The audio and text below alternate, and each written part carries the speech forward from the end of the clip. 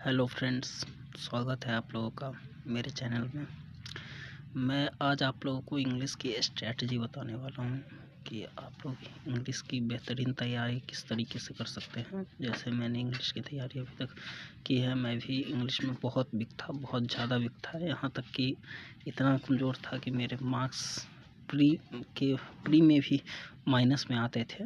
लेकिन आज इंग्लिश, मैं ये तो नहीं कहूँगा कि इंग्लिश मेरी बहुत अच्छी हो गई है, लेकिन हाँ इतनी ज़रूर हो गई है कि अब इंग्लिश में मुझे डरने की ज़रूरत नहीं पड़ती है। मैं किसी भी एग्ज़ाम को आसानी से फेसअप कर पाता हूँ और यहाँ तक कि इंग्लिश अब मुझे अपना स्ट्रॉन्ग पॉइंट लगने लगा है, क्योंकि कोई भी किसी भी चीज़ को मैं कुछ चीज़ें तो ऐसी होती है जिसे मैं हिंदी में नहीं समझ पाता हूँ और इंग्लिश में ईज़िली समझ लेता हूँ। और यहाँ तक कि मॉक्स वगैरह तो इंग्लिश में खैर आजकल हर कोई देते हैं, तो वो तो मैं भी देता ही हूँ। लेकिन पहले जब मैंने बैंकिंग की शुरुआत की थी, मतलब तैयारी की, तो उस समय मेरी कंडीशन ये थी कि मुझे मॉक्स भी इंग्लिश में समझ में नहीं आते थे।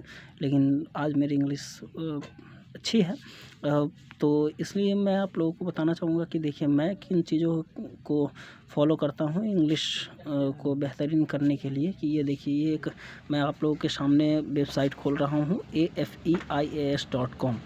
यहाँ पे आप आ सकते हैं, या फिर आप कोई भी इंग्लिश की न्यूज़पेपर की वेबसाइट ले सकते हैं, जैसे द हिंदू, इंडियन एक्सप्रेस, उसके बाद टाइम्स ऑफ इंडिया वगैरह वगैरह। तो लेकिन यहाँ पे ये क्या है कि यहाँ पे आप इस वेबसाइट पे आएंगे, ये न्यूज़ क्लिप्स पे आएंगे, तो इसमें हिंदी ये पेपर जितने भी पेपर होते हैं उनके जो इम्पोर्टेंट एडिटोरियल्स होते हैं उनको यहाँ पे एकत्रित किया गया होता है। आप देख सकते हैं कि टाइम्स ऑफ इंडिया का हो गया, ये हिंदी में का हो गया, हिंदी काफ़ी रहता है, और कभी इसमें 3 आते हैं, कभी 4 आता है, कभी 2 आता है, और जो भी इनको इम्पोर्टेंट लगता है हिंदी इंग्लिश का वो ये इसमें डालते हैं। फोन तो ये काम है डालते हैं। तो इस तरीके से आप इसको कर सकते हैं। और यहाँ पे अगर आप आएंगे तो फिर यहाँ आप इसके बगल में ही क्या कीजिए, गूगल ट्रांसलेट ओपन कर लीजिए। गूगल ट्रांसलेट मैं सेम ऐसे ही करता हूँ, और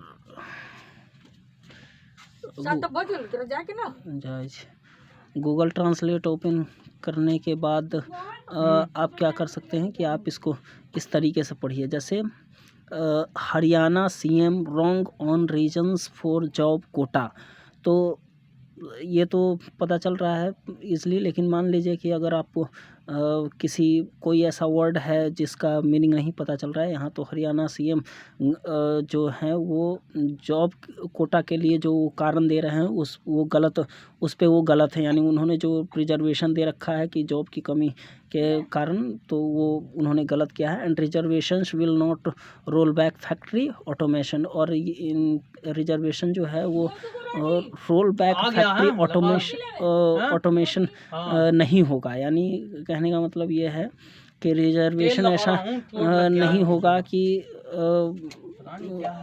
वापस ऑटोमेशन में आ जाएगा। यानी रिजर्वेशन अगर दे दिया जाए लोकल लोगों को हरियाणा सरकार के द्वारा, तो ऐसा नहीं है कि वहाँ पे लोग आसानी से जॉब लोगों को मिलने लगेगा, उनकी रिक्वायरमेंट जॉब्स की पूरी हो जाएगी।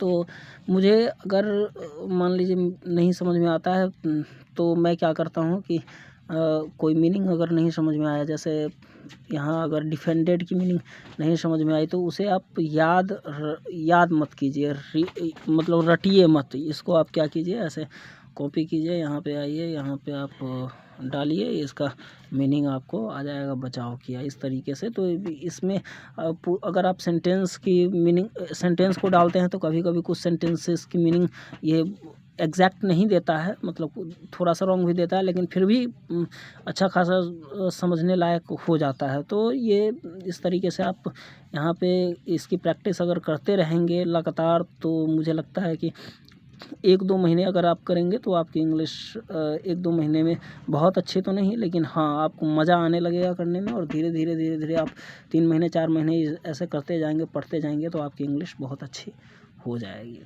धन्यवाद।